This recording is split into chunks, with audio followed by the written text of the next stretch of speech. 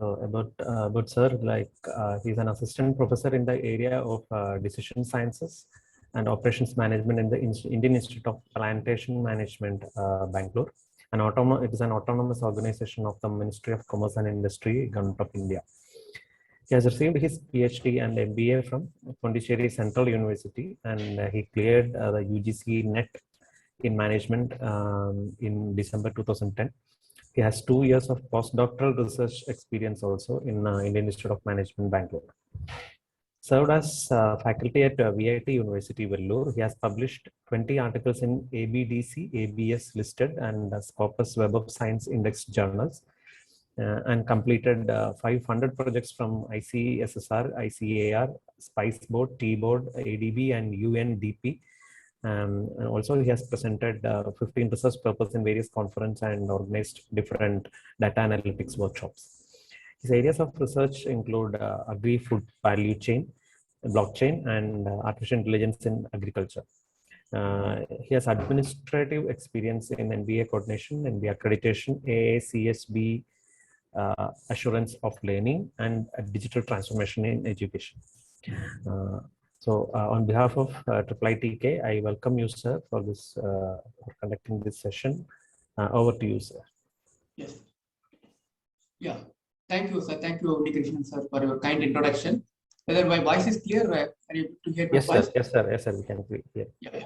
So, and also thank to Dr. Victor for this opportunity. I was working in IIPM for last 5 years. So I was doing a lot of project related to AI and machine learning. So I'll share some of the learning from these projects and also based on my teaching experience. Okay, what I'll do, I'll share my screen and we'll try to complete some basic concept. Then we'll go to Google Colab and Ganesh, sir, please. I'll try to complete some theory, basic concept. Then we'll go to the hands-on session. Okay, first I'll talk about how importance of AI, artificial intelligence in agriculture. Maybe I'll take some 10 to 15 minutes. Then we'll go to Google Colab and I'll introduce what is Google Colab and how it is different from Python and other Jupyter Notebook and R software. Then we'll take one particular case study. Okay, so particularly we'll take a real-time case study of how they are using analytics, particularly data collected from sensor, particularly in agriculture. So we'll see how to predict the price of the wine based on the ground data from agriculture, particularly temperature, weather data, all these things. Okay, then we'll summarize how this AI will be impact in future and how impact in other sector also we'll discuss. Okay, this is my session plan. And first I'll complete theory, then we'll go to hands-on session. So in our chat window, I've shared one small Excel file. Okay, you can download the file. So if you go to the second step, we'll use Google Colab. Just you can log in Google Colab and we'll try to import this data and we'll learn the supervised machine learning using regression model. Okay, so we'll do it the second step. First, we'll start with the introduction to AI in agriculture. Okay, so if you look at this, any idea we are into which industry revolution? Any idea? Any idea we are into which industry revolution? 1, 2, 3, 4, or what level of we are in industry revolution we are in? Any idea? Any thought? Yeah, fourth thing. Yes. You can see from sir. So first one is First one is normally mechanization. So normally they'll use manual process and started using machine. That is the first one. Second one, we have started using electricity, and the third one was internet and computers. And we are in fourth, but internet of things and other things. Okay, so not only is affected by agriculture, any sector if you take even healthcare, any sector if you say, that is have bigger impact. Okay, so if you look at this, is the people are predicting now we can't imagine the world without electricity, right? Similarly, without AI, whatever we are using currently, so everything will be some kind of AI will be there. Similarly, for agriculture, we'll discuss some of the use cases of agriculture also. Okay, so if you look at this, even though AI is invented in 1950, people we are talking. So if you look at the AICT program, most of the program is related to fourth industrial revolution point of view, maybe blockchain, or this big data analytics, AI program. Same with AICT, if you look at the 10 years, 5 years before, they'll use to conduct some program. So they will not conduct this kind of program, maybe some other statistics or some other different areas. So if you look at the AA invented in 1950, they know the terminology in 1950, but currently, last 5 to 10 years, a lot of colleges are starting AA and other courses. Any idea what is the reason? There are different reasons are there. Any one reason, key reason? Any idea? Why we are talking about now? Why suddenly a lot of job opportunities are there in AA compared to 10 years or 20 years before? Any idea? Any thought? So we know the turning, 1950 almost is, we know this AI concept somewhat, 70 years before. But we people are talking and every colleges, government, every industry, they are talking AI, analytics, all these things. So main reason, there are different reasons in terms of computation power, in terms of storage capacity, a lot of things are there. Main reason is data. Okay, so data is the new gold. Okay, so already the countries are fighting for oil. Oil was the gold. Nowadays, data is gold. Every company and every government they try to fight for the data. Okay, so if you have more data, we can create more artificial intelligence product. Okay.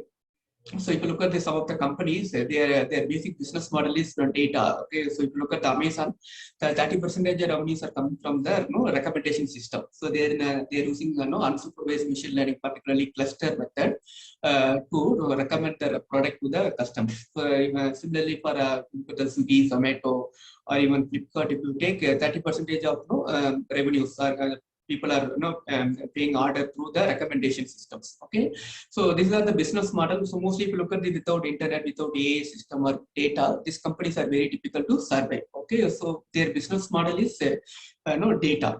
Okay, so even if you look at the Facebook, it's nothing but advertisement company. Okay, so Facebook, they are giving everything free, but they'll take our data and they will make product, particularly advertisement related product.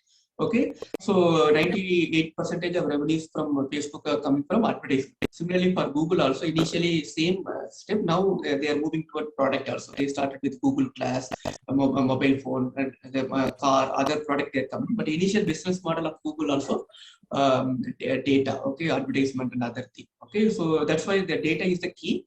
And if you look at this. Okay, I'll share some data. I'll give some sample link also. After this, my session, I'll share some of the open source data sets. Okay, so if you look at this, for developing humans have natural intelligence. Okay, so that is developed through experience. Okay, so in order to develop artificial intelligence, we need data. Okay, so artificial intelligence we want to develop, we need data. For developing a human intelligence, we need experience. Okay, so experience for a father and mother. If you look at your, if you assume that you are 1 year old, you will not understand what is cat and dog, right? So based on the experience from your parents, brothers, and based on the experience, you will develop the natural ability.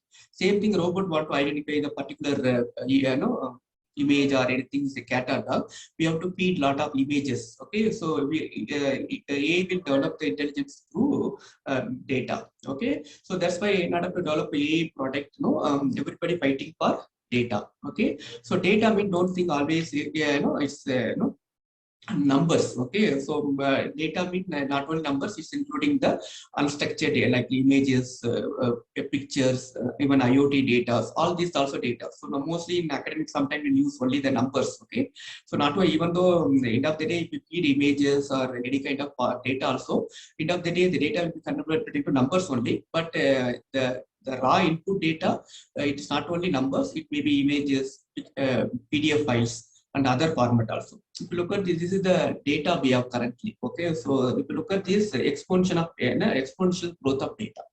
So whatever the data we have currently in the world, it's a multiplication. It's like, how the COVID is spreading, right? Similarly, every day is not, a linear growth of data, it's exponential growth of data.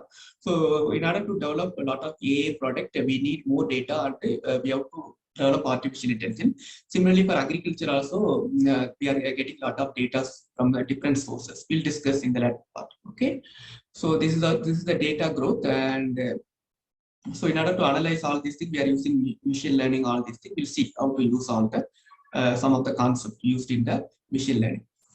Okay, I was telling, right, mostly we know structured data, right? Industry unstructured data. Okay, so if you look at any idea out of 100% data, this data, how much will be structured data, how much will be unstructured, any idea, combination out of 100% data in the world, maybe 50-50, or how much will be there, any thought, any idea? So out of 100% data, how much will be numbers, how much will be in form of other format? Any idea? 50, 60, or 60, 70, any idea? 80, 30, okay. So mostly majority is unstructured data. So it's a little bit old data.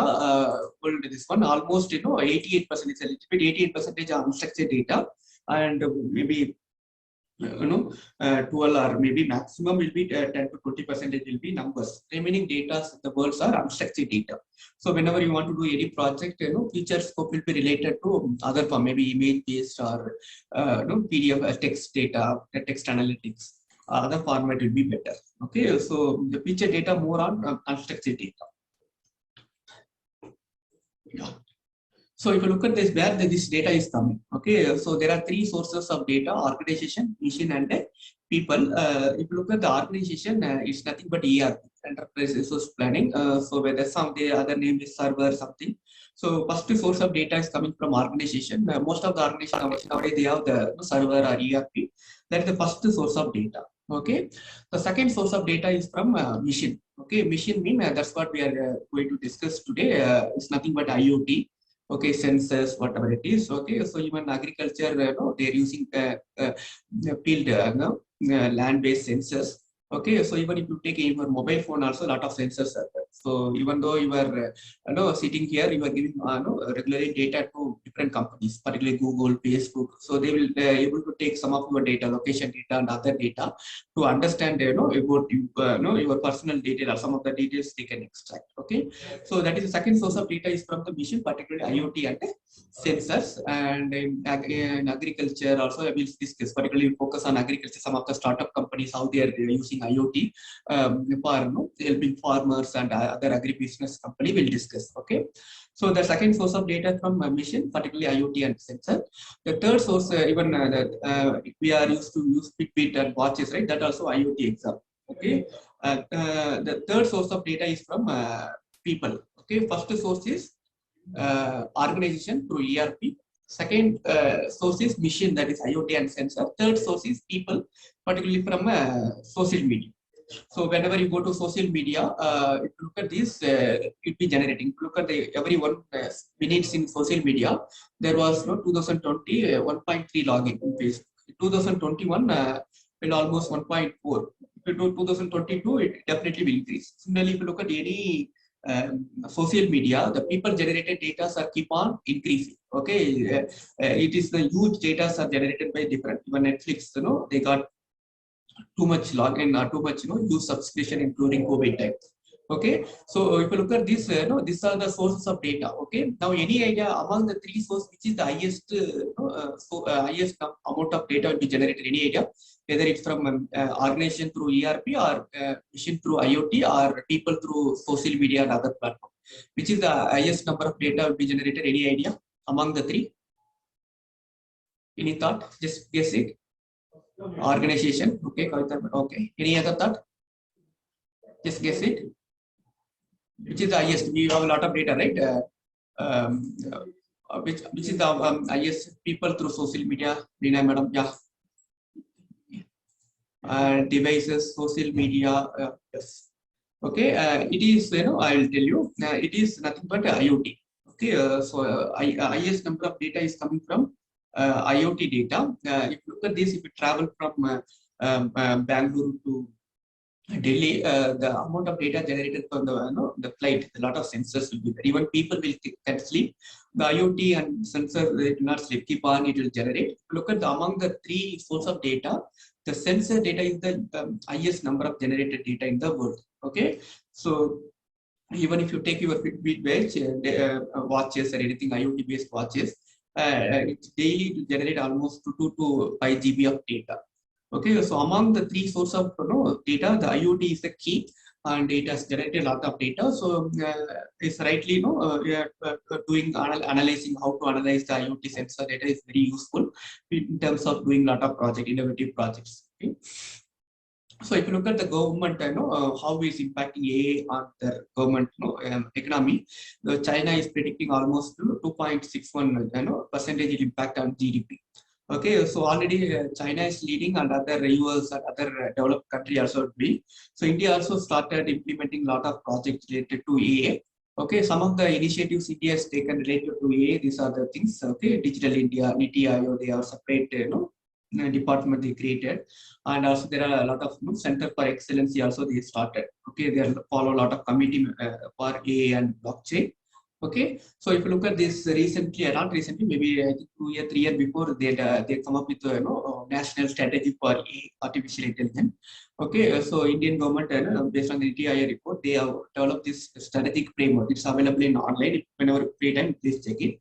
So one of the area they're focusing is agriculture. Another area is healthcare, another area is education, and another one is most of the AI platform and other things in English, they try to convert it to local language.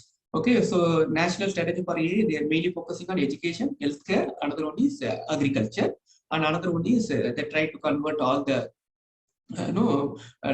regional language based apps and other platforms. So that also they're planning.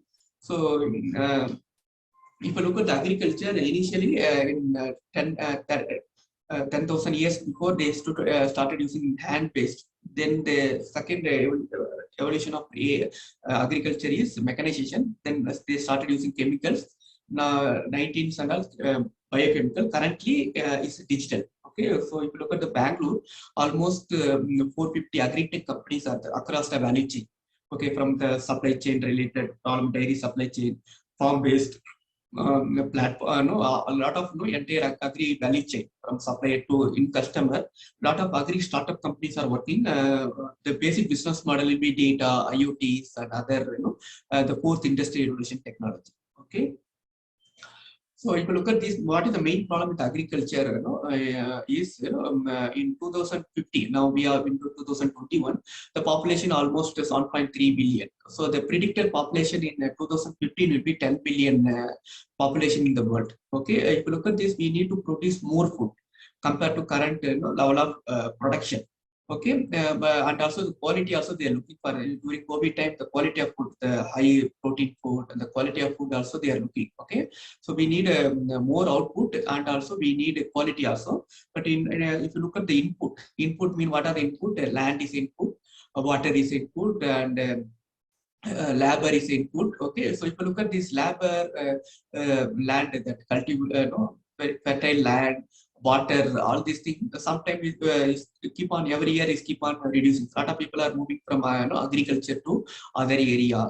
The land quality also coming down because of the too much fertilizer. Okay, so if you look at this, we need more output in future, but we don't have that much input land, available land for cultivation and quality of land, and also labor. This is the major issues in the agriculture. Okay, so they have done some research and other thing. They found out is there are different technology will be useful to solve these agriculture issues. We need more output, but less inputs are there. So how to solve this issue? One of the solution is AI analytics. All this. There are other hydroponics, vertical gardening, all the things, genetic modification, all these things they are doing. One of the solution for this issue in agriculture is AI, artificial intelligence, particularly the sensor-based analytics. Okay, so a lot of companies are working, particularly a lot of agri-tech company. I'll share some of the agri-tech company which are working IoT-based, solving agriculture problem in India. Okay, we'll see. So if you look at, these are the big companies in agriculture. Okay, BASF, Bayers, John Deere, DuPont, Monsanto, Syngenta. These are the very big companies, big companies in agriculture. Okay, so if you look at these companies, also they are into agri-tech companies or precision-based farming. So they are trying to acquire the small companies and try to do a lot of work related to AI and sensor-based analytics. Okay. And these are the Indian-based agri-tech companies. So we'll see some of the companies we are going to see is Fossil Cropping. Okay, these two companies they are using IoT sensors in their field and different places. Not only IoT, and they are using satellite image-based technology to recommend the crop. What crop they have to recommend, they have to cultivate, and they are working with bank also. Whether any farmer they are approaching to the bank, whether the particular bank is eligible for loan or not, based on the fertility of the land, they are predicting. Okay, so mostly these are the Indian-based companies. So if you look at the farm analytics, these companies are working agri input marketing. If you look at this, any company if you take, they will use some form of analytics, some form of IoT technology in their product. Okay, so if you look at the Stella app, they are using IoT sensors in the supply chain. So they will use when the collection center to the retail store, each the can inside the can they'll use some IoT sensor. Based on this, they predict the quality of milk. Okay, how much time it will take, how much cold storage is needed. So based on the IoT sensor inside the machines, inside the milk box, they can predict. Okay, so they are working at the dairy, the supply chain, IoT based supply chain is near to our IAP. Okay, if you look at IAP, is plantation meat is mostly working related to coffee, tea, rubber, spices, but mostly we are in B school. So IAP is a MBA business school, but it is a sectoral business school. We are not teaching general management. We are focusing generally on agriculture and food related MBA program. Okay, so the plant coffee, tea, rubber, spices, all these things come under plantation. So we are closely working with these agri-tech companies, and we are working with the Ministry of different ministry, particularly Commerce Ministry and Agriculture Ministry, to implement this kind of technology for the farmers. Okay, so even blockchain companies also were working, like PlaySix and other companies. So if you look at these companies, all the companies, their basic business model will be some form of analytics and IoT. We'll try to see some videos related to Fossil and Cropping, how they are using IoT in the field level, and we'll go to how the data we can use it for today's session in Google Colab. Okay. So this is food tech related. If you want, you can note down. So they are using some kind of IoT machines. Okay, to in the food tech companies. Okay, so robotics are the thing, but this session mostly related to IoT, right? So these companies are relating food. These are related to agriculture and combination of different agri supply chain they are working. Okay, so these are some of the standalone company. They are supplying IoT based technology to the different companies. For example, if you look at this company, Fossil or Cropping or Statsware, they are not expert in IoT machine manufacturing or required. So these companies will be the suppliers or the major supplier for IoT machines. Okay, so these are some of the companies in global level. They are particularly working on IoT based product for not maybe inside their own company, or they are supplying to the different agri-tech companies also. Okay. So these are the company. Anyway, I'll share the PPT and other material. I think the session also recorded. Whenever free time, slowly you can check these companies and further you can explore. Okay, so these are some of the use cases of AI. Already we are using this AI, Google Assistant, all these things. So input will be voice data, output will be the some kind of for example, what is the capital of Karnataka? The data is voice data. Okay, without internet, the process will not work. So it will work inside some algorithm will be the machine learning algorithm or AI algorithm.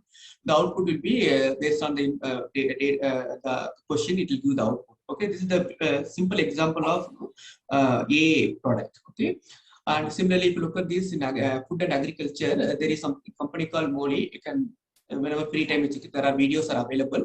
So if you give some input material, okay, so some rice, 1 kg of rice and dal and other thing, it will give what are the possible combination to prepare. Okay, if you click that, automatically it will prepare the food based on the requirement. Okay, so it's like a robotic kitchen. Okay, so we started using some developed countries. Slowly it will come to India also. We'll see. Similarly, in the small use cases, people look at this. These two people are couple. They are having a cucumber, farms in Japan. So his son is completed some, computer science. So what he done is, one of the issue this couples are facing is sorting this cucumber. The cucumber quality and size are, price are different based on the size. Okay, so one of the major tasks is after cultivation, they have to sort this one. Okay, so what this son has done, he used computer vision technology to sorting the cucumbers. Okay, based on the size and other thing. Yes, done it. The video is available in Google. Whenever free time you check. These are some of the basic, simple use cases implemented in different, agriculture value chains. Okay, so if you look at this based on the computer vision, it will solve. Okay, they implemented this project in small, places in Japan. Okay, so because of this, implementation, the couple can spend for other areas of cultivation, cucumber, quality and other maintenance of the farm they can focus. So this is a simple use cases of, agriculture. And these are the different sensors to be used in agriculture. Okay, agriculture, in different, value chain of agriculture. These are the different sensors. And normally we'll see the tractor. So there is some company called John Deere. They are coming with some product tractor or some kind of machine, cultivation machine. So inside the machine, a lot of sensors will be there. So without driver and automatically picked by the tractor itself, cultivation, all these things. So everything's work based on the sensors and camera. Okay, ground area related sensor, fertilizer related sensor, weather related sensors also available. Okay, we'll see in the wine case study some of the data related to weather and the ground related data. Okay, so this is the process. We'll see on small video how this two videos we'll see how these two companies. Okay, there are different companies out there. We'll see the two companies, Parcel and Cropit, how they are using IoT for their product for helping the farmers and other things. Okay, I'll show you. Maybe it will be a 3 minutes video. I'll share this.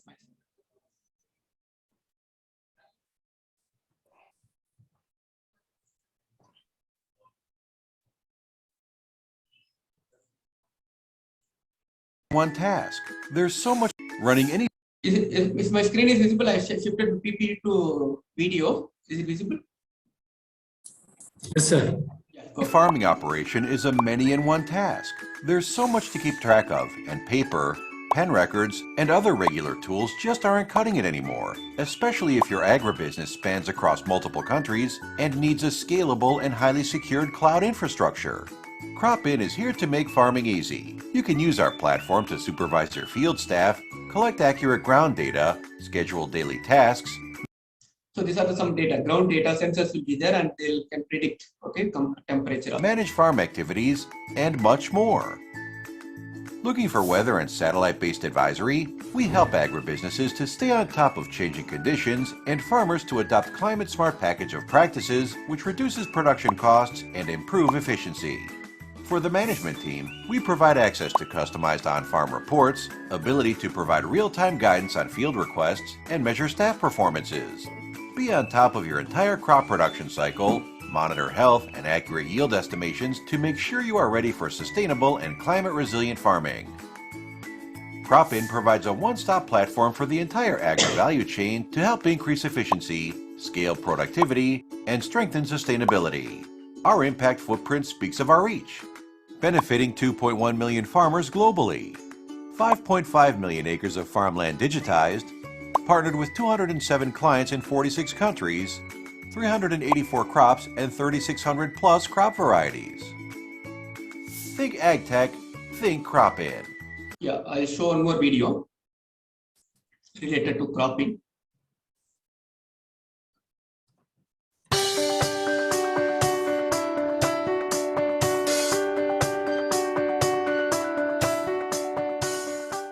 हम दिल्ली की irrigation का Yeah, this is the machine. This is another company. Similarly, Cropit also they have similar machines. You can see everything in mobile app. Okay, they have to install this IoT machine in the field. So based on this machine, farmers will get it the mobile itself. How much water they have to put, how much fertilizer they have to put based on the every day. So they don't want to put too much water or too much fertilizer. So based on the IoT machine data from ground data, how much the temperature, how much the weather. So if the moisture is too much, they put less water. Okay, so traditionally the farmers use their experience. Based on the experience, they every day they will plant. Because of this agri-tech company like Cropin and Fossil, they are using this kind of IoT machine in the field. Based on the data, they will get it from the mobile itself. Okay, so it's like a software as a service. So the farmers not need to buy entire machine. Okay, they have to pay maybe I think monthly some amount. In particular, 1 acre they will ask them to 2,000 or 5,000 exactly. I don't know. We have to pay some service charge, like how we are taking for dish, dish every month, how much you have to pay. Like similarly, you have to pay for the services. So they can get mobile message based on the regional language and other thing. So this is one of the example for how IoT is used in agriculture. Okay, similarly, crop in other companies are there. So these are the one companies which are working aggressively on horticulture product. They are not doing for rice and other things, because mostly it is used for horticulture product, particularly grape and pomegranate and other product. करते थे और दिन में 2 बार करते थे. Light soil है, temperature बढ़ता था तो हमें पता चला कि इतने डीप तक इरिगेशन करने की ज़रूरत ही नहीं है. हम आराम से 1 फुट तक इरिगेशन करते हैं. मॉइस्चर लेवल 2 जो देखते हैं नीचे वाला, उसके हिसाब से इरिगेशन करते हैं तो हमारा काफ़ी समय और पानी बचा है इरिगेशन का, और खाद का पूरा उपयोग हुआ वो समय बचने से. हाँ, पाउडरी का एक बहुत अच्छा अनुभव रहा कि मैंने ग्रेप का पाउडरी का मॉडल इसमें अप्लाई कर लिया था. तो पाउडरी आने के समय पहले इंडिकेशन उसने दिया कि 20% चांसेस हैं, फिर 40-60 बढ़ने लगा. जब 80 में आया तुरंत हमने एक पाउडरी के लिए प्रिवेंटिव ले लिया था. फिर 4 दिन बाद पता चला कि 100% वो दिखा रहा था पाउडरी के चांसेस, और लगभग सभी के यहाँ से बात होती जैसी सब फार्मर के यहाँ लगभग पाउडरी आने लगा था. पर तब तक उससे 1 वीक पहले हमने स्प्रे कर लिया था पाउडरी का. चूँकि पाउडरी अभी भी है क्रॉप में, पर उस स्थिति में नहीं है जितना सबके यहाँ दिख रहा है. शुरू में तो वेदर ही देख रहे थे. हाँ. पर जैसे क्रॉप बड़ी होती गई और सॉइल मॉइस्चर लेवल को समझने लगे, primary moisture level, secondary moisture level, तो उससे ये समझ में आया कि पानी हमारा थोड़ा ज़्यादा नीचे चला जा रहा था, जिस वजह से न्यूट्रिएंट लीच हो रहे थे, लॉसेस हो रहे थे न्यूट्रिएंट के.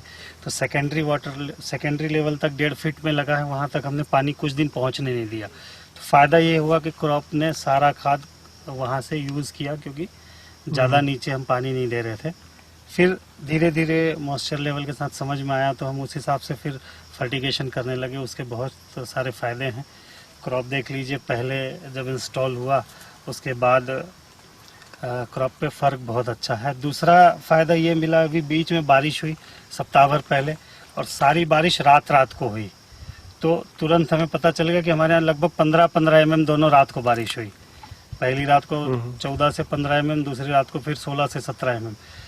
तो चूँकि लाइट सॉइल है, हमें पता ही नहीं चलता यहाँ सुबह आके कि बारिश कितनी हुई. हम फर्टिगेशन करते, वो वहाँ पानी ज़्यादा हो जाता. ये लगा हुआ था तो तुरंत पता चल गया इतनी बारिश हुई. मॉइस्चर लेवल अभी सॉइल सेचुरेटेड है, मॉइस्चर लेवल भी बिल्कुल 4 और 5 दिखा रहा था. तो हमने 3 दिन पानी रोका, फिर भी क्रॉप को कोई नुकसान नहीं हुआ. और ये नहीं होता तो वो 3 दिन हम इरीगेट करते और हो सकता है हमारी क्रॉप को नुकसान कर लेते. तो इस डिवाइस से बहुत फ़ायदा है. मैं सलाह दूंगा कि सारे किसान ये लगाएं, और टीप फसल को बहुत बहुत thank you.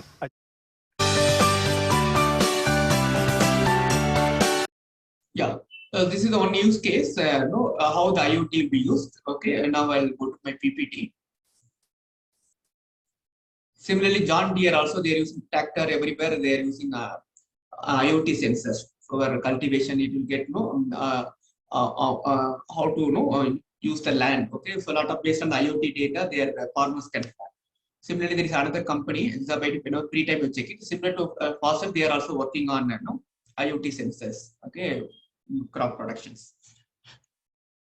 Okay, so if you look at this, most of these people they will collect this data from IoT sensor, and they will top of this they will apply the machine learning or deep learning algorithm, and based on the analysis, the farmers will get the output. Okay, only the action-oriented output they'll get it in the mobile phone. Okay, so if you look at this, mostly if you look at the AI project nowadays, deep learning is widely used, and And machine learning also we are using, but most of the AI project currently, any consultancy company, any company to take AI mean they're particularly they're using deep learning. Compared to machine learning, the accuracy of the model will be better when you are using deep learning. Main problem with the deep learning is very difficult to understand what's happening inside the algorithm, how to interpret the variables, all these things very difficult. Okay, but machine learning can understand which is the important variable to consider for improving the outcome variable. For example, the price is the function of temperature, a lot of different variables. Machine learning can easily understand which is very important variable for prediction of the price. But deep learning is very difficult to interpret the which variables are very important. But the accuracy of results are better when you are using deep learning. So that's why most of the companies, when compared to interpretation of the variable, they want the model accuracy is better. Okay, and they started using this kind of deep learning, and also the advanced data like a lot of video data or other data. The deep learning will be the better model. Okay, today we'll see how already some of the data we collected in Excel format from IoT, how to use some machine learning model, particularly supervised machine learning model that is called simple regression. We'll see multiple regression. We'll discuss. Okay, multiple regression and correlation. How we can use it for predicting the price of the wine. Okay, we'll discuss. So how is it different from analytics and AI? AI means you have to deploy. Okay, after the data analytics, machine learning or deep learning, after end of the day, you have to deploy the product in terms of software platform or app or some kind of product. Okay, so if you stop with only data analytics or only the output, normally it will be machine learning. Okay, if you implement it some kind of software platform, okay, or some kind of app for the farmers, okay, see the result. So then it is called AI product, okay, the automation system. Okay, so simply will coming only with data analysis, it will be analytics. Okay, so end of the day, after analytics, you have to make some product. Okay, product may be a software platform or app or some kind of robots. You use that one, that is called AI product. Okay. And normally this is the framework used by the most of the AI project. Okay, AI project or machine learning project that is called cross industry standard process for data mining. Okay, so first they'll understand the business situation, and based on the situation, they try to understand what data is required. Okay, some of the data will not be available. Some of the data you have to collect from sensors. Some data you have to collect from other sources. Okay, then you have to prepare the data. If you look at the analytics project or any kind of data science project or AI project, one of the key issues they're facing in the world is cleaning the data. The data quality issues are very huge. Okay, so they will spend a lot of time on cleaning the data. Take a lot of projects. 30 to 40% of time they spend on cleaning the data. Okay, so that is very, very important. And then they'll do modeling, machine learning modeling or deep learning modeling based on the data and other business problem. They'll do the modeling. Then we'll evaluate the model. So normally they'll call train and test. Okay, so the modeling they'll use for training the train data, and test data they'll use for evaluation. So normally train data will be more and test data will be less. And then they'll for deployment. Deployment means implementation. Okay, so either app or some kind of apps for farmers and other things. Okay, this is the standard procedure framework used by the industry. Whenever you want to do any machine learning project, you can adopt this framework. Okay, whenever you further detail, you can check it in online. It's available. So normally this is the standard framework used by not only a project, any analytics or any projects. Okay. So machine learning only we are discussing today. We are not going to use deep learning. Machine learning we are going to discuss. Particularly, we are going to use wine data, agriculture data, and we'll try to use regression and correlation model. Okay, and if you look at how is there are three types of machine learning. One is called supervised machine learning, unsupervised, and reinforcement learning. Okay, supervised, today we are going to learn that regression models. So supervised machine learning, mostly it is for if you have target variable. Target means outcome variable. If it is there, that is called target variable. Okay, if it is no target or outcome variable is not there, then it is called unsupervised machine learning. For example, today we are going to use wine case study. The wine case study, the target variable, the price, how the price of wine is predicted by temperature, weather, all the data. Okay, so if you look at this, there is a target that is called price. That is called supervised machine learning. Unsupervised machine learning, there is no target. For example, if you want to group based on the images of different plant, okay, plant leaves. Okay, I want to group. Okay, which are the leaves coming under which types of crop. I want to group it. There is no kind of target, only grouping. Okay, that is called unsupervised machine learning. And Okay, and third one is reinforcement. This is mostly for robots. Okay, robots for developing robots for reinforcement. So that is different. So today we see supervised machine learning, particularly regression based model. Okay, so as I told you, if you look at this, we will have data. Mine data, will divide the data into training and testing data. Then we'll use supervised machine learning. Okay, so if it is a target variable is there, we can go for supervised machine learning. If no target, we will go with unsupervised machine learning. So we have target here, that is called price of the wine. So we'll go for supervised machine learning, and we'll go for regression based. Okay, the target is category variable, yes or no question. Then we can go for classification. But if you look at here, the wine case study, we have target is price. Price is the real price of the wine. Okay, so it's a metric variable. Metric mean we can do arithmetic calculation. So if it is a yes or no question, bad quality, good quality, 0 and 1. If you have that kind of target variable, then supervised machine learning we can go for classification based. Okay, so then we'll train the 80% of data. Okay, then we'll test the model in the 20% of data. That is test data. Okay, so we'll check the model based on this two method. Okay, we are using regression based, so we used RMSMB method. Okay, root mean square error method to test the accuracy of the model. Okay, so we'll see. Okay, we'll try to implement the entire process in our Google Colab. We'll try to use everything in the Google Colab, and we'll try to that. Okay. Yeah. So that's all. Now I'll introduce the Google Colab. Then we'll take the case study, and then we'll go to hands-on session. Okay. I'll share the coding also in the chat window. You can parallelly run the code. Okay. Just I'll explain the code. Okay. So if you look at there are different. The Python is widely used. Okay. There are a lot of analytics tools used in entire supply chain. Okay, entire analytics supply chain. So if you look at this, currently the popular tool used in analytics is Stata tool. So any company, Microsoft Excel is basic, and Python, SQL, and all use. So one of the top popular software is Python. Okay, so if you look at this, Python is very famous nowadays. If you look some of the universities, I was working at B8 University, across all the engineering program, they are teaching Python. Basically, it is compulsory course. Even the new education policy, they want to teach programming in school level itself. Okay, we are in fourth industrial edition. At least basic coding is very important.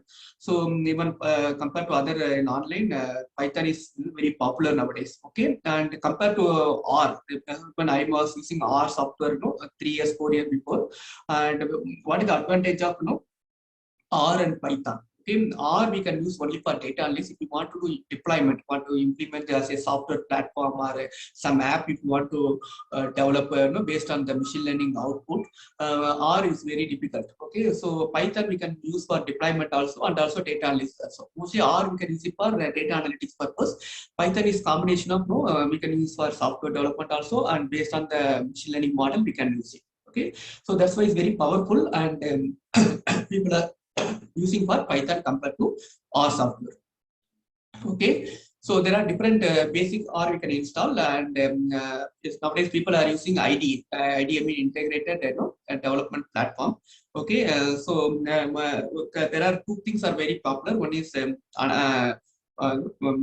Jupyter Notebook. Another one is Google Colab. Okay, so Jupyter Notebook you have to install in your computer, and when you want to install some package, it will take your computer or desktop space. Okay, but if you're using Google Colab, there is no installation of package. Automatically call from the Google the cloud itself, but you need internet connection. Okay, you need internet connection for Google Colab. Another advantage of Google Colab is sometimes we are using high image data or big data, very big data. It's very difficult to process through CPU. Okay, Google Colab they're giving GPU, graphical processing, and TPU, tensor processing together. Deep learning, and if you want to use, you can use this capacity also. Okay, that is the advantage of Google Colab. No need to install and no need to use your computer space for processing your data and other process. Only disadvantage is you need internet connection for Google Colab. Okay, so I'm using is very useful. There are two versions. There is free and paid. We'll try to use free one, and we'll see what is the advantage in that thing. Okay. So these are some of the other competitors for Google Colab. Azure Notebook, Kaggle also they're providing other. My suggestion, either you can use Jupyter Notebook or Google Colab for your any analytics project. Okay. So this is all about Google Colab, and we'll see now. We'll start with our case study, wine case study, and we'll see how to use the data in online. Okay, in Google Colab. Okay, so we'll take the real-time case study. This is the case study really happened. Statistical familiar. Okay, so to a wine expert. Okay, so we'll see how to use supervised machine learning like correlation regression in this real-time case study. It's really happened in the world. Okay, this is not a hypothetical. It's a real case studies. Okay, so if you look at this, any idea what is Bordeaux? Any idea? Bordeaux, which place it is? Which country it is? Bordeaux. Any idea? Bordeaux wine. Which country it is? Any idea? Any thought? Yeah, very good. Yeah, Prakash. It's a France. It's one of the places in France. It's famous for wine cultivation. Okay, if you look at these farmers, they will do similar kind of production process. Okay, water, fertilizer, and other thing. But the large different price and quality of wine, they'll get it every year differently. Normally, general assumption is if you store wine for longer time, but the quality of wine will increase. Okay, that is the general assumption. So normally, farmers in the Bordeaux or wine farmers, what they'll do is they'll call the expert. So before the harvest time, they call the expert. Okay, wine they call this a wine expert. They'll come to their field. Okay, wine field, and they taste the sample wine, and based on their experience. Okay, they'll taste some sample. They will predict whether this wine will be very good or bad. Okay, even on IEP, we have the tea tasting, coffee tasting. So there are some experts. They based on that, the sensory tongue, they can predict the quality of coffee, tea. Similarly, wine also they'll predict. Okay, so so far they're using qualitative way of predicting wine. Okay, how the quality will be there. So based on this expert suggestion, the farmers whether they will sell the wine immediately or they store it in the warehouse for better price in the future. But today we'll see how to use a machine learning model to predict the quality of wine. Okay, so that's what we are going to do with real-time data. Okay. So how they done it? So there is a professor called Assenfelter. Okay, so when you free time, just Google it. You'll get all the details. Okay, it's real time. It really happened in the world. Okay, so Assenfelter is a Princeton economics professor, one of the famous university. They produce a lot of Nobel laureates. Okay, so he claimed that he will predict the quality of wine without tasting a single drop. Okay, okay. So he is advertised in New York Times. It is there still. If you go to Google, it is available. Okay, so he is advertised in this one. So far, farmers are using which one? Qualitative way of predicting the price of the wine. So the expert will come and taste the wine. See, here the expert will not use any kind of data. He will use experience based on the taste, aroma, and other thing. He will use, and he will give recommendation to the farmers. But he is challenging the existing practice, and he said, Assenfelter said, I will predict the wine. I will not come to any field. I will give some data. I will use and I will predict the wine price. Okay. So what he done is he used a model called linear regression, and he used some different variable, otherwise called target variable, that is called supervised machine learning, called price of the wine in auction price, and a different variable he collected from companies sensor data. Okay, R was growing season temperature, R was rain, how much was the particular year, what is the R was rain, how much is the winter rain. Okay, so if you look at these data are not from the either questionnaire or observation. Mostly these data are collected through some kind of sensors in the field or meteorological department they will give. Okay, how old the wine was, that is some other source they collected. So if you look at he collected this sensor data and other source of data, and he informed in the New York Times, I will predict the price of the wine without tasting a single drop of the wine. I will predict. Okay, that is the claim in the New York Times. Okay, so use some kind of correlation, some kind of line chart and all used, and based on this they identify the right variables. Okay, so you use data from 1952 to 1978 data. Okay, and the reaction from the expert, the wine expert, is a Robert Parker. You know, check that online, you can get it. Okay, Robert Parker is one of the world's most influential wine expert. So after reading the Assenfelter is the which one? He is the economics professor, so he is a quantitative guy. Okay, analytics guy. Okay, so another person is Robert Parker, is an expert, wine expert. So far, he is getting a lot of money from farmers, right? He just to go to the field and taste the wine and he'll recommend to the farmers. Okay, so after reading the New York Times article by the Hassan Pelter, his reaction was Hassan Pelter is absolutely total chef. Okay, rather like a movie critic who's never goes to see the movie, but tell you how good it is based on the actor and director. Okay, the Hassan Pelter is not going to the field. Okay, just taking the data and predicting, right? Similarly, is comparing with the movie critic. Okay, without seeing a movie, how can a particular person can predict the quality of the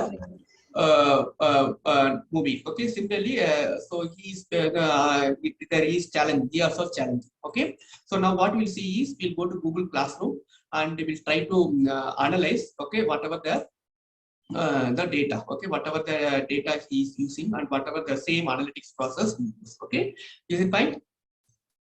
Yeah. So we go to the Google Classroom, Google Colab, and we'll try to start this one. Okay, parallelly, I'll share the data at the Google. Okay, you can type the, if you have Gmail ID, you can just type the Google Colab. Are you able to see my screen? Yeah. What I'll do, I share the code and data one more time. You can parallelly open and we'll see. I'm sharing it one more time. Please check your chat window. I'm sharing the code of Google Colab and the data. Okay, if possible, you download and you can run it parallel. Okay, I'll wait for just 1 minute time. Okay, if you have laptop, you can go to this one, Google Colab, and type it. And parallelly, you can download this data. Then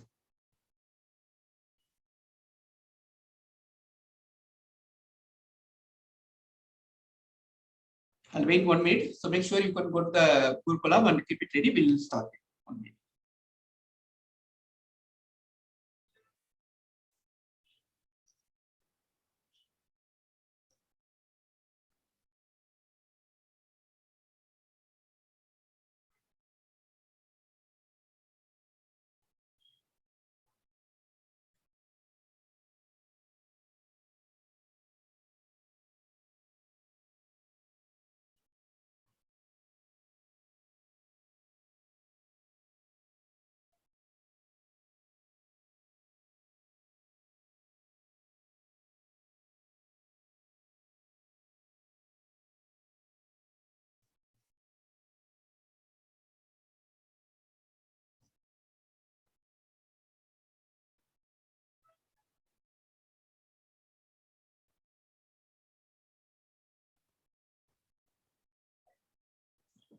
Okay.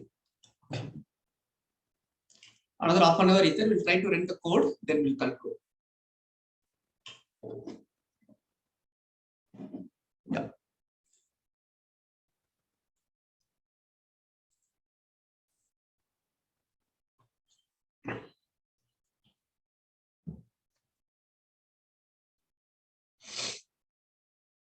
Okay. So this is the Google Colab, and if you look at this, you can connect. Okay, so after joining, you can connect. Is it fine? Shall I proceed? You want some more time, or is it okay? Are you ready with the data and other things? Shall I proceed?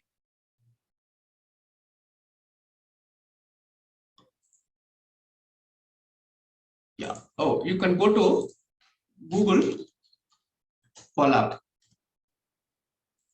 So just Google it, Google Colab, and you can type first one. That first one you can click, and you can go to new notebook. First you go to which link? I've shared the data. You can check it. I shared with everybody. Why you can see the chat window. It is shared. Please check it. Then you can go to new notebook.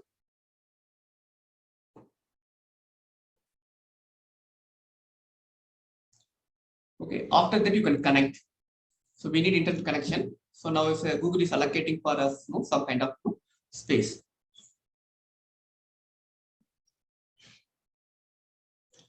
See here, if you see here, this Google Colab background using Python 3. Okay, this is called IDE, Integrated Development Environment.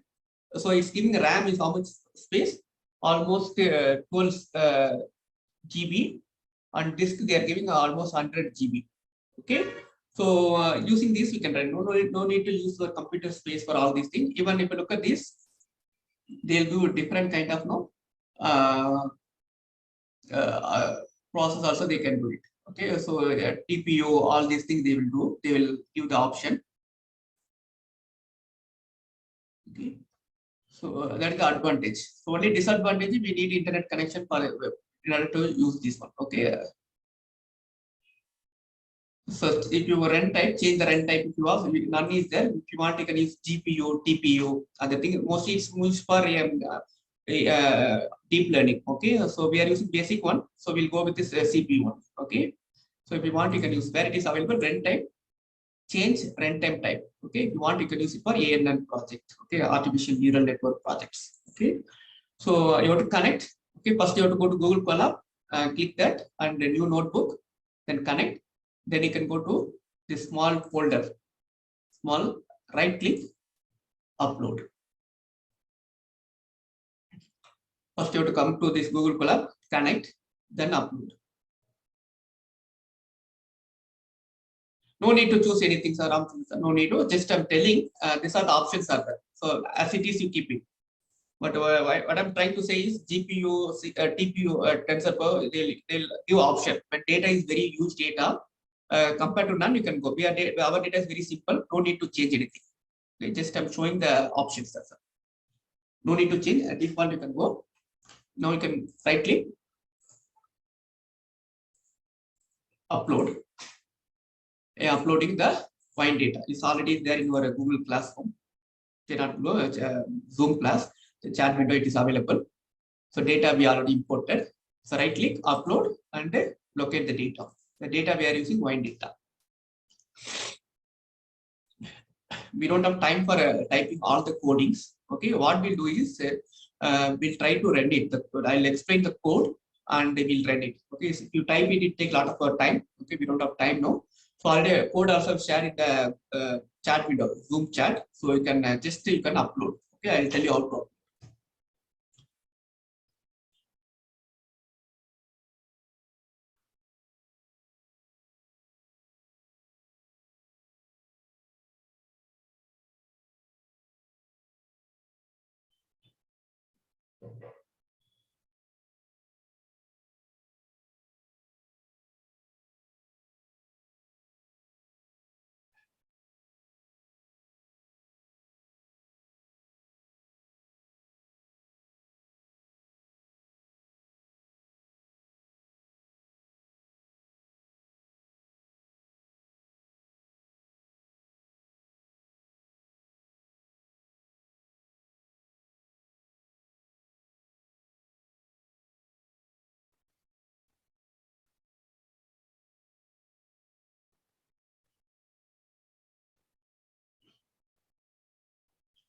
Okay, now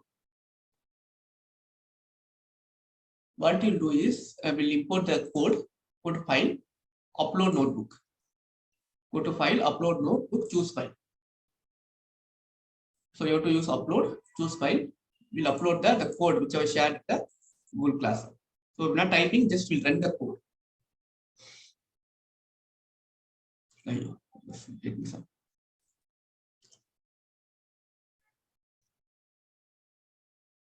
Yeah. If you go here, you can just right click and upload. So if you're uploading code one more time, you have to upload data. I think something happening. Okay, just upload the right click. You can see the website, some folder, right click, upload wine data. Upload wine data, and the connection already is there. So in importing the code, again, one more time you upload the data.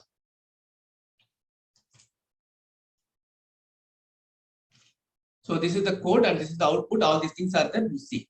I'll explain one by one how it is happening. Okay.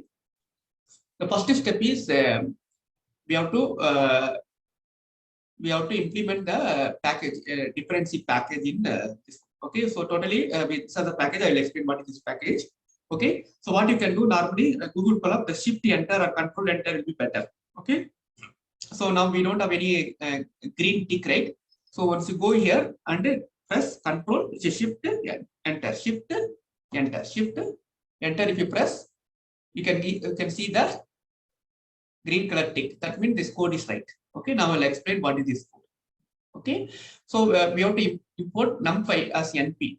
Okay, now we have to import pandas as PD. So this two is for data pre-processing and data structuring. Okay, data structuring, all these things, we can use this two package. Okay, so data is CSV file. If you want work in Python, we have to need pandas and data frame, some kind of data structure arrays and all. We need this first two package.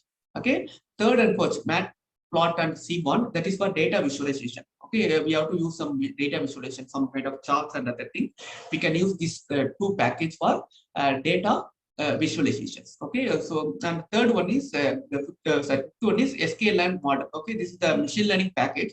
So in this we are using the package called training and test. So entire data we have to divide. Normally machine learning project, they divide the data into training and testing. Training they'll use for developing the model being equation. Testing they'll use for evaluation of the data. Okay, so if you train, for example, assume that we are student, right? We'll prepare for examination, right? So that is called training ourselves. So when you go to the classroom, the examination will write the examination, right? That is called testing. If the training is good, with the examination, the testing also will be good. Okay. Similarly, whatever the training data, the majority of data, 80% data, we use for developing the model. Then we'll test that output in the test data. Okay, so we'll not develop the model using test, just evaluate the model. If the results are same, for example, training we're getting accuracy is 80%, and testing data also we're getting accuracy is 80%, means that model is consistent. Okay, we can use for implementation or deployment for app or other development, right? So when the training data we're getting 80%, testing data we're getting only 30%, there is some problem with the model. Okay, that is a simple process they'll use for testing the model and test data based output. Okay, so for that we are using this package, and this package is for linear regression. We are using linear regression. It will part of this correlation, all these things will come. Okay, and the stat model separately you want to get the output. Okay, each and every output, what is the beta coefficient, whether significant or not, if you can use this package. Okay, last one is for evaluation. Okay, so metrics we can use for evaluating the model. Okay, training and testing. I told right, 80% accuracy, some 50%, whether the how to get the accuracy result. We are using this metrics. So sklearn is a machine learning package. Inside this package, we are implementing this one. This two is for data visualization. These two are processing the CSV file and do some data mathematical metrics. All these things we are using this two package. Okay, so all these things already we are running. There's no issue. So if you're getting error, means some problem with the filling and other things, you have to check it. Okay, this is fine. We imported the data, and we can go to the second one. Now loading the data. Okay, shift enter. You come here and here you can click and shift enter. So now loading the data. So data file name is wine.cs. How to get this path? You can go here. You can copy the path. If you copy the path, this will come. Okay, mostly text data you put in quotes. Okay, either single quotes or double quotes. Okay, I copied already. Just what I will delete. I don't need to delete, just for showing purpose. I'm doing. You just listen. Don't delete. Okay, same content. Where it is available, the 3 dot you have to go and copy path.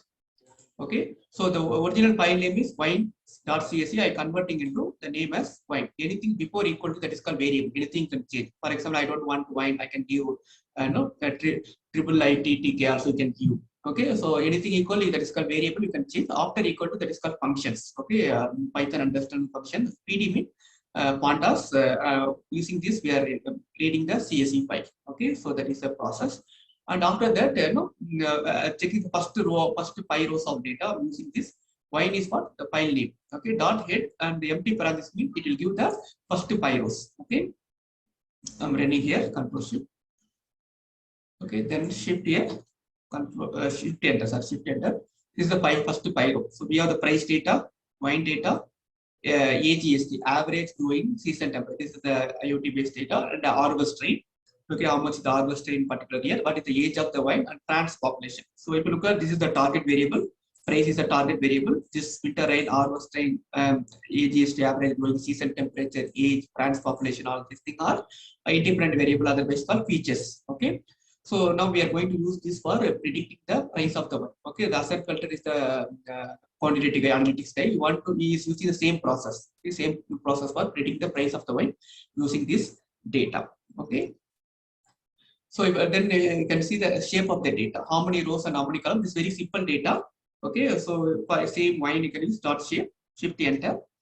So totally we have 27 column, which is 27 row and 7 columns. 7 column means 1, 2, 3, 4, 5, 6, 7 column, and the row is 27 years data is there. Okay, and then getting some information about the data. Okay, so info if you want, you can click. So this will give whether any kind of missing values are there. Okay, so if you look at this, no non missing values everywhere 27, there is no missing values. Okay, so sometimes integer mean whole numbers will be there. Sometimes float mean sometimes it will be decimals. Okay, integer mean mostly it will be the whole numbers. Float mean mostly it will be some decimals will be there. Okay, that is called float and integers. Okay, then we are checking any kind of missing values. Overall is very easy. Missing value we are checking with the while is cell null sum we are checking. Okay, is there any missing values in the data? Okay, then we are using some statistical measure. So what is the process to run the command? Shift enter. Okay, so I'm clicking here. So shift enter. So we'll get the descriptive statistics. What is the count, minimum value, mean, average, standard deviation, minimum. This is the percentage, quartile value, 25% quartile, quartile, the maximum value. So mostly we'll get it for metric data. Metric data mean height, weight, analysis, metric data. So we can't do any arithmetic calculation. That is called metric data. Okay, category data mean we can't do any arithmetic calculation. That is called category data. So mostly with descriptive will get only for metric data. Okay, metric data mean age, all these metric. For example, gender is a category data. A type of color your dress you are wearing. Okay, so you can't take average for that. Okay, so only you can count and maximum, minimum you can take it. Okay, so it's very difficult to take average for gender variable. So that is called category variable. But if you look at most of all the variables are metric variables, so it's taken average. Okay, average and other descriptive statistics. Okay, so now we'll call the package SNS package. Okay, SNS package to SNS is what? Did you know for SNS is the Seaborn library? So it's a data visualization library. So first one time you can call this package. Okay, one time you can call this package. Okay, and you can run the distribution. Okay, plot figure size 6,6 means the let this x-axis, y-axis 6 space. And SNS package, DS means distribution plot. Okay, the Y is the data set name, and the price is our target variable. Okay, only I'm taking this distribution and so as a plot. Okay, so we are getting mostly average price is no price is below 6. It's starting from 6 and maximum will be 8. Okay, 8 point something. Okay, so my average price mostly I think 6.5 to 7. Okay, this is the average price.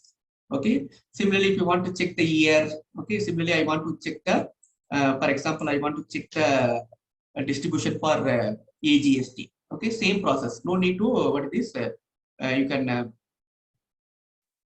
okay, no need to type the command. Okay, what you can do here, I use price, right? If you want AGST distribution, AGST, only have to change which one, the variable name, remaining all are same, AGST.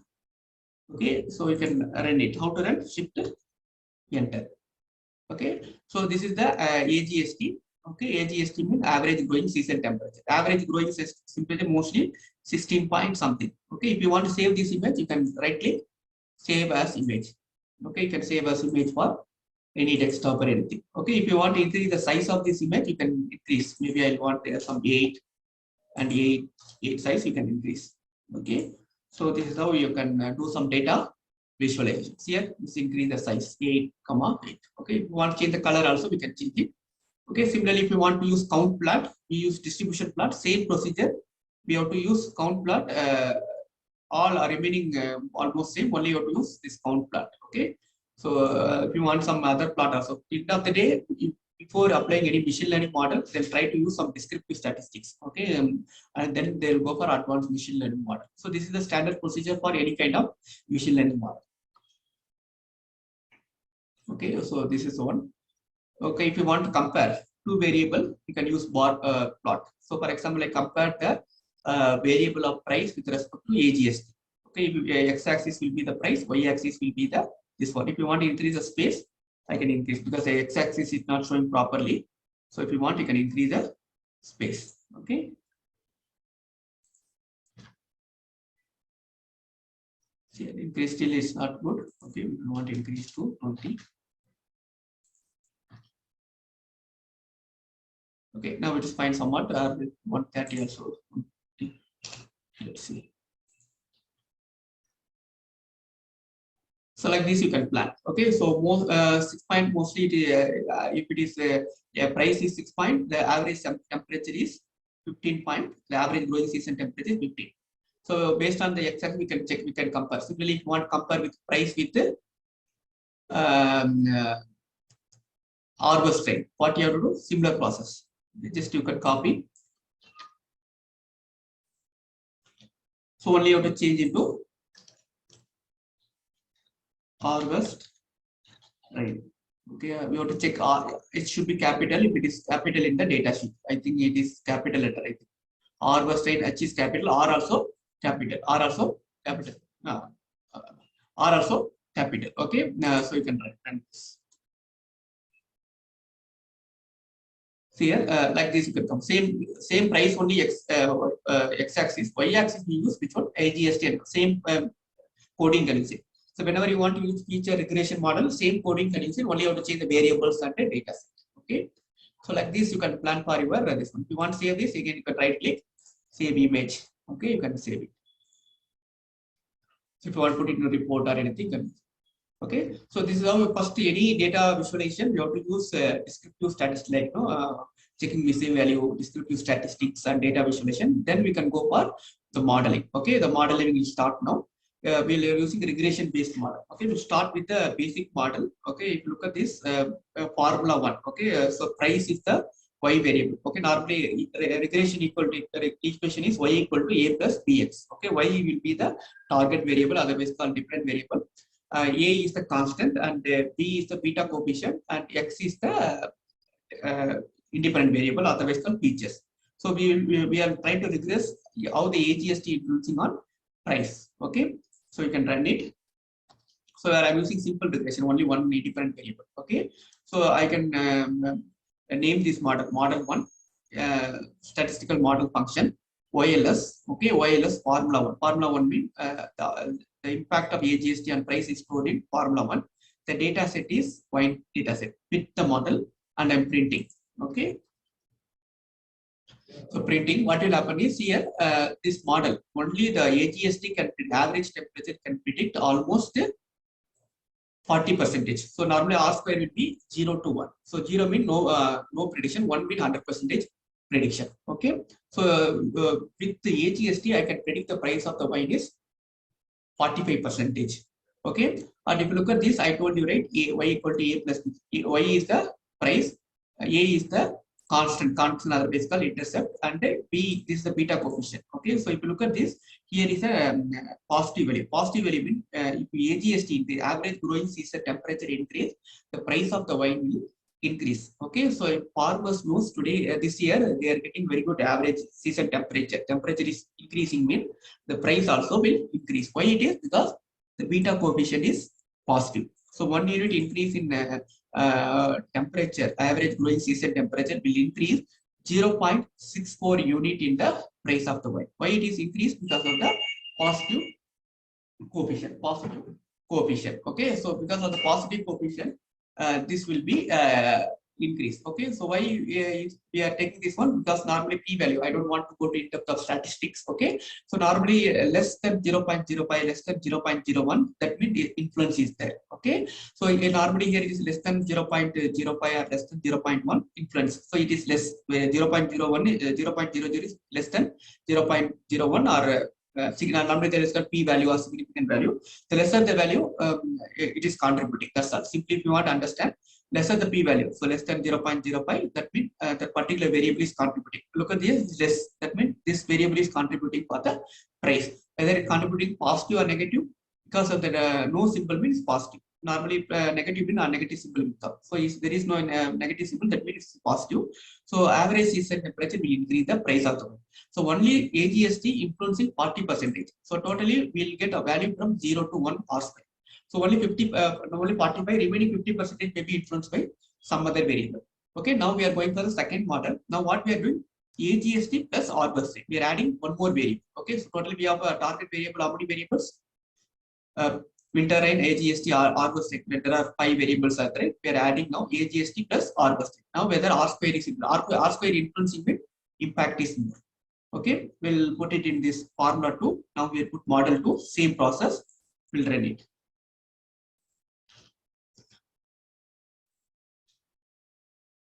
So here previously R square is 0.45. After adding R plus 10, the model is 69%, improving. And if you look at here, R plus 10 is positively influencing, but AGST is positively influencing, but R plus 10 is negatively. If R plus 10 is more, the price will come down. Okay, if you have AGST, average growing season temperature increase, what will happen? Price will increase because of positive value. Okay, if any farmers are getting this year R plus 10 more mean, the price will coming down. But average growing season temperature getting more mean, their price will go up. Okay, so that is the process. Okay, similarly we'll add some more variable. Now we are adding all the variables, variables. Okay, all the variables we are adding, we'll check it.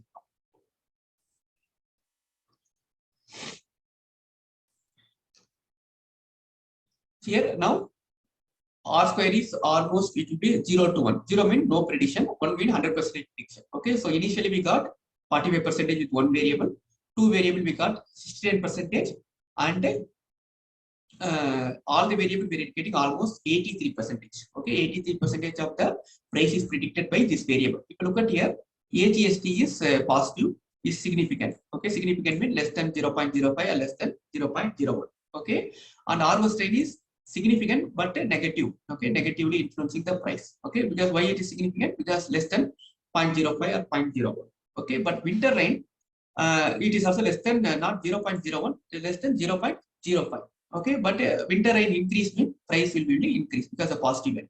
But if you look at this average age of the wine, it is not significant. Why it is not significant? It is not less than 0.5 or less than 0.01. It is greater than 0.05 or greater than 0.01.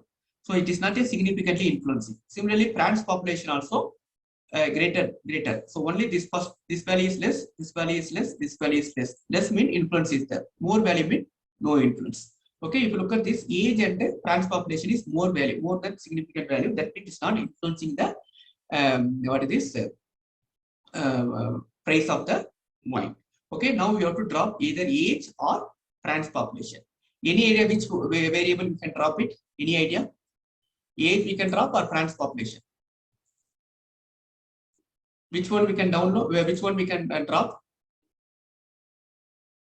Because both are not contributing. See, for example, now IPL team are taking, right? If it is not contributing, we'll drop it, right? We'll not retaining the player. So that similarly, if you look at this, the price, which variable is contributing? Based on the contribution, we'll keep it. If it is not contributing, we have to remove it. So if you look at normally the statistics, lesser this value, P value is contribution. Okay, more value means no contribution. So how much the more? It is based on 0.05 and 0.01. If you look at this two value, it's not contributing because of the more value. Okay, other value we are contributing because of the less value. So if you look age and France population, which one we can drop? Any idea? Which one we can drop? Any idea?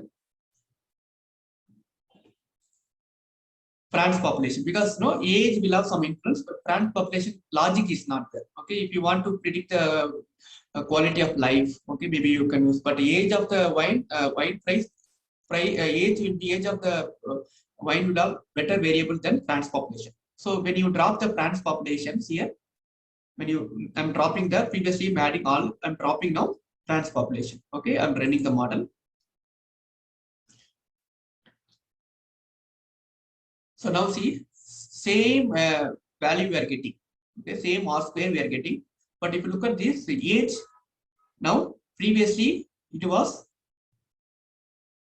insignificant. Insignificant means higher value.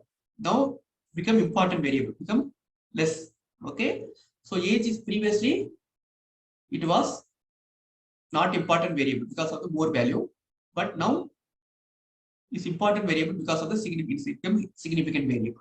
Okay, why it is like this? Because of there is something called multicollinearity. Okay, you can note down.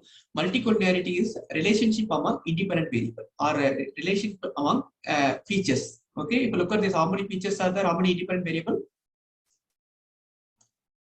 Price, winter rain, age, sorry, not price, independent variable, winter rain to transport. There are 5 variables. So multicollinearity is relationship among independent variable or features. Okay, so if there is a relationship among independent variable, that is called multicollinearity. But we need a relationship between age and the price, transpopulation and price. That is called independent variable and a different variable, target and features. So the normally machine learning model or AI model, we need relationship among target or different variable with the independent variable, otherwise called features. But we don't want the relationship among independent variable. Okay, among the independent variable, we should not need any relationship. If there is relationship, you should no need to keep it separate variable. You can merge it or you can remove the variable. Okay, for example, you are collecting family income and personal income. So both are related. So if you look at the family income, part of the which one? Personal income, right? So there is a multicollinearity will be there. If you keep separately, then the result will be biased. Okay, so that concept is called multicollinearity. Multicollinearity is relationship among independent variable. So any machine learning model, particularly supervised machine learning model, we should the multicollinearity should not be there. So that's why if you look at this, previously we had transpopulation and age. So both are not important variable. After transpopulation, now age become important variable. So this is because of the multicollinearity. That is nothing but a relationship of independent variable. If you want to check the multicollinearity, we can run this y dot correlation. So correlation will be the it will tell you. So if you look at the age and the transpopulation, highly negative. Okay, normally correlation value will be -1 to +1. Okay, R square value will be 0 to 1, and correlation value will be -1 to +1. -1 will be highly negative correlation. So if the age increase, transpopulation coming down. Okay, and positive correlation means age increase, some other variable that also increase. Okay, so if you look at the age and transpopulation is highly negative. Okay, highly negative correlation. So this is called multicollinearity. Okay, if there is a relationship among independent variable, both age and transpopulation are independent variable, so both are related. So that means no highly multicollinearity is there. So you have to remove. So you please understand, whenever you do any kind of machine learning model, try to run the correlation among independent variable. Whichever variables are two variables are highly correlated, whether positive or negative. Try to remove any one variable or try to merge two variable to in order to avoid the bias in the result, bias in the prediction. So whatever we are discussing this process is done by the Assenfelter, that analytics type, Princeton professor. Okay. Similarly, if you want to see it in visual format, you can use this method. Okay, visual format. This is the same table we are getting in the heat map format. Okay, so same value only. So same value, if you want to get it in heat map, you can use this. Okay, so this is the blue, and so the C bar. Okay, so IF mean one float. After decimal, only one symbol dot will be there. Another that mean this one, the values. Okay, so values will be, these are the values. Okay, so we can use this and this are same only. This is the table format. This is in the heat map format. Okay, so now we'll go for machine learning model. So initially we have quoted that test training linear regression. We'll check. Okay, now model is ready. Which model is better now? Price is function of AGST, harvest rate, winter rain, and the age is better model. So we removed the transpopulation. Okay, so we'll drop the year. If you look at the X, will be our independent variable of feature. Y will be our target or different variable. So target will be price, and independent variable we are removing the year. We don't want year. Year is not a independent variable. Okay, and also we don't want which one? Price. Price will be the different variable. We want only winter rain, AGST, harvest rain, and age. We don't have transpopulation also. So that will be our X. Okay. So yes, I'm trying to keep only the except this three column, remaining column I'm keep. Okay, axis 1 means removing the column, axis 0 means removing the row. Okay, why I'm putting only the price. Okay, so now we print X, we will get only the 4 column. So we are removed Y here, price and front, only will get this. X is our independent variable, other is called features. If you type Y, only will get the price data. Okay, now we got this one. Now we'll split the data into training and testing. Okay, so X train, X test, Y train, Y test. We are using this function. So data is X and Y. X is contained the 4 column, Y contain 1 column, and test size. So test data contain 20% of data. Remaining will be 0.8 will be the test data. So random state 2, we are putting this hypothetical number to get similar result by everybody. When without this, we are getting different time, both you will get a different result. So in order to get a similar result, I put the random stat. Okay. So I'll run it, and if you print the screen, this print X1. So out of 27 sample, 4 is coming, 4 column. So 4 column X and train contain 20. So 21 is 80% of the 27. Okay. Okay. 6 is the 20% of the 27. Okay, so we are using 80% of data in train and 20% of data in test. Okay, so that's all. Now, if you want to check this also, you can check it. And now we'll call the package. So linear regression package. We are putting the name is linear regression model. Okay, then we'll call we'll run the model. So we are using only the training data set. So training data set, and we are training data set where we are predicting using training data. Okay, so if you look at this, so Y will be the this is the original value. Okay, based on the X is the 4 variable. So based on the 4 variable, we are predicting the comparing the original value with the estimated value. Okay, so if you look at this is the metrics, we use the metrics, right, initially metrics for evaluation. So using this, we can compare the model. Okay, I use the metrics to compare. Okay, compare, this is the original value, this is the predicted value. So comparing original value to predicted value, the accuracy we are getting almost 83%. 83% we are getting accuracy of this model. Okay, so similarly, I don't want this one, leave it. So again, now I'm going for evaluating the model. Okay, now what I'm doing, same linear regression, I'm using the test. Test mean how much data? 20% data. Train mean 80%. That 80% of data we use for developing the model equation we use, and accuracy is 83. Now the same model I'm using this only 20% of data. Okay, same model mean equation. Okay, I'm comparing again the 6 sample, 6 rows. Okay, Y 6 row, 20% of 27 is 6 rows. Okay, so I'm comparing. Now I'm getting the accuracy of the testing data set is 78%. Training is how much? 83, and testing is almost 78. So if you look at this 78, almost 4 to 5% you are getting error, but almost matching. So now we can use this model for developing some app. Okay, for example, there is something called one minute. There is one website. Just to show you, this website is developed based on this one only.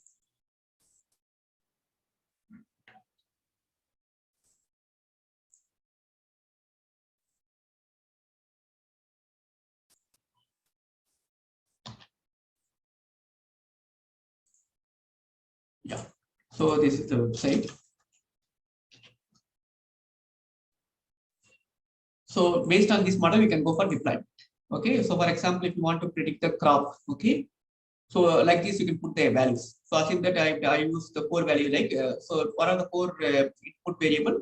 4 input variable mean winter rain, harvest rain, winter rain, average growing season temperature, harvest rain, age. So the farmers, assume that it's not a similar app box you can create. Farmers can go to this website and type the what is the harvest rain, what is the winter rain, what is this one. If they type, they can easily predict the price. Okay, for example, if you type these values, this is for different purpose they have created, but same process we can use for this whatever the case study we use. Okay, so select some Karnataka something and CTM something, some unequal something. Okay, if you predict it, so you can you should grow based on this input. Similarly, based on this input value by the farmer, they can predict this much price. So based on this price, the farmers getting more price mean they will sell immediately. If they're getting less price mean, what they'll do? They will keep it for some other time or something. They can plan it. So this is the process of how IoT data they use for using the machine learning model and deployment. So you have to create this deployment, and the backside of this deployment they have to use this linear regression coding. Okay, they have to put it and they can deploy. So you can use some kind of Spider or Python to develop this plan. Okay, this is how the entire process of machine learning work. Okay, so what I'll do is I'll pause now and I'll summarize. Okay, just 5 minutes I'll pause everything. I'll go to the PPT. So this is what we have discussed, and finally what happened we'll discuss now. Okay, so we'll try, if you look at the really what happened to the case study, Assenfelter. So Parker is the wine expert. So he predicted 1986 wine is very good, but Assenfelter is an analytics guy, used the regression. He predicted is a mediocre wine. The wine, whatever Assenfelter is reflected in the auction price also. Okay, so nowadays what happened is the wine industry, they are using particularly agriculture, all these things, they try to use qualitative and quantitative. Older days dominated by qualitative guys. Nowadays, there a lot of people started using the IoT based data, and they are collecting this data and they are predicting the price. So data analytics also now dominating in the agriculture sector. Okay, so what is the feature is not even 1% human minds are automated now. Okay, so a lot of scope for human people for this one. Okay, I'll take another 3 minutes. I'll complete. Okay, so if you look at this, lot of scope for human creative jobs. Okay, so that's some of the funny side. Even there is Sophia, they got citizenship in the robots are getting citizenship in Hong Kong, and there are bias by the data. Okay, so also a lot of issues are there. So the they use for images of Asian people. When they got this Japan or Chinese people, is predicting eyes are closed because of the data error. There is a bias is there. Okay, so we have to careful with the data we are using. If your data is not good, our prediction also will be very bad. Okay, so these are the examples. And similarly here also, beauty context they use AI. So they predicted all white skin images are beautiful. So they are biased with black screen images because of the data issues. They only train the machine with the white skin woman images. So whenever the robot see or get the images related to black skin, they predict as a not beautiful. So end of the day, the data quality is very, very important. Okay. So end of the day, AI will be future work will be combination of humans and this one. Okay. So you have to work with not only humans, you have to work with the robots. Okay. So future will be you have to understand how the IoT data will be collected, how to analyze. Understanding algorithm is very important for future students. Okay, so this is the future. Robots become kind of humans, and humans become kind of robots, kind of thing. So if you're not able to understand by our student how robots work, it's very difficult to withstand in the future job market. Okay. So this is what will happen in future. So try to understand how data will be collected, how it's happening in the software. Even though cropping or other thing, they're collecting data from sensors and putting into machine, and the output will be shown to the farmer as decisions. So the student should know what data should collect and how it is happening. If something data is wrong, the farmers will take a wrong decision. It will affect the entire process. Okay, so data quality, the entire the data collection to data processing should be proper. Then only the quality of decision will be better. Okay, so these are some of the data set. You can check it. Some people are asking, right? Kaggle, AWS, data.gov, UC machine learning repository, and World Bank data. So these are some of the top source you can get. Not only general agriculture, other data also will get. Agriculture also a lot of data. So I'm using some of the data from Kaggle. Okay, this will conduct some competition also. You can go there, you'll get a lot of data. Not only agriculture, other data also will get. Okay, so these are the sources, and with this I'll stop here. Any question, anything? I understand a little bit fast. Anyway, I'll check the recorded video, the coding data set, everything's with you. So you have to practice. Okay, within 1.5 hours, I'm not making you as an expert. It's just overall idea I given. You have to go through this one and okay. With this, I'll stop here. Any question, anything? Thank you. Any question, anything? Is it fine? Any question? Anything? Participants can raise your questions in the chat box as usual that we do. Sir, you are very clear. Yes, sir. Thank you, sir.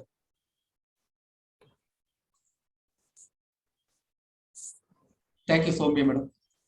Anyway, recorded video, data, everything. Please try to go through one more time all the content and try to practice. The coding also I will share. And what is I'll share the PPT and other data set also I will share. Okay. Okay, Nisha, madam. Anything further? You can work anything. You can work. There is one quick question that is how it's actually working.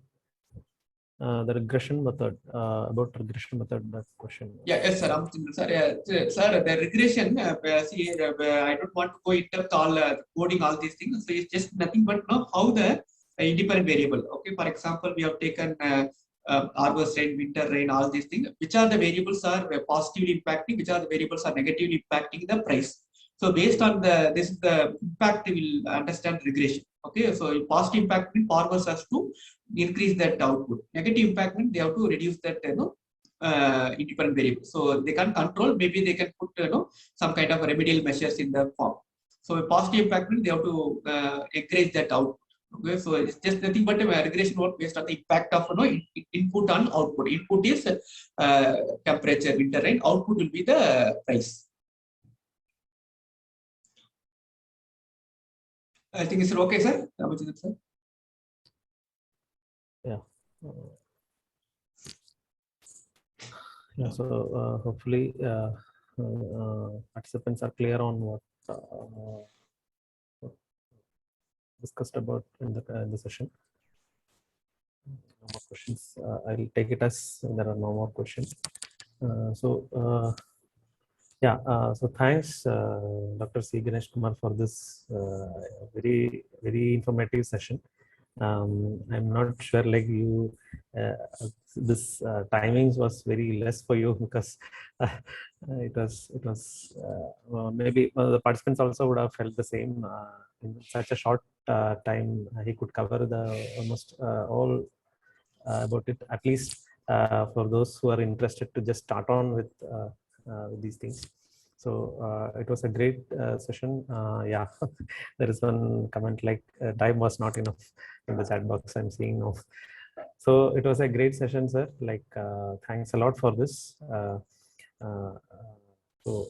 Taking your time for this, and also put a quick hands-on on this with this collab, and it was a wonderful thing to just keep on. Maybe I'm sure that some participants would have already gone through that, and they would have tried it out with whatever you have done, and they would have taken it. Okay, so thanks a lot, sir. Thanks for this wonderful session once again on behalf of all of us here at IIIT Kotte. Okay, thank you, sir. Yeah, thank you, sir. Thank you, Nikesh, sir, for this opportunity. Yeah, we'll work together and collaboratively can do some project also. Yeah, that is great. I think for all the contact details as well as the session, the material will be shared with all participants as we have like promised them. So that's it. Like right now we will take a short break with for our lunch, and we'll join back at 2:30 for the next session. So till that point, we'll just close this. Okay. Yeah, thank you, sir. Thank you, Victor. Thank you, Dr. Victor, for the opportunity. I'll leave the meeting. Thank you. Yeah, thanks a lot, sir. Yes. So the attendance link has been posted in the chat box. All are requested to fill the attendance at the earliest. And I would suggest instead of asking for link later, it's better we let us stick on to the schedule and let us fill it out right away, and don't miss this filling this attendance form, and the feedback is also given with that. So let us not come later and then ask for those links again in WhatsApp or something like that.